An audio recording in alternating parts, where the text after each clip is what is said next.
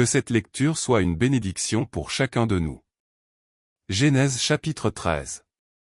Abram remonta d'Égypte vers le Néguev avec sa femme et tout ce qui lui appartenait.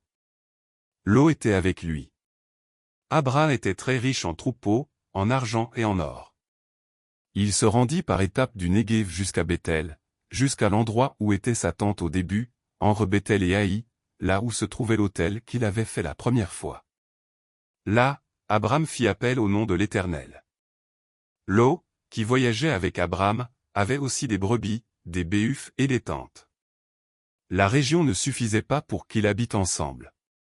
En effet, leurs biens étaient si nombreux qu'ils ne pouvaient plus rester ensemble.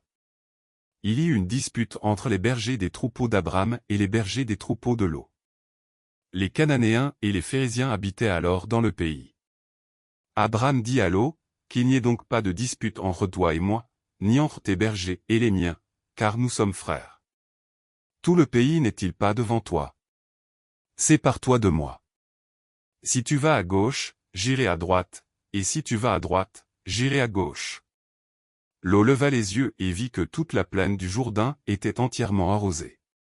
Avant que l'Éternel n'ait détruit Sodome et Gomorrhe, c'était, jusqu'à Tsoar, comme un jardin de l'Éternel, comme l'Égypte.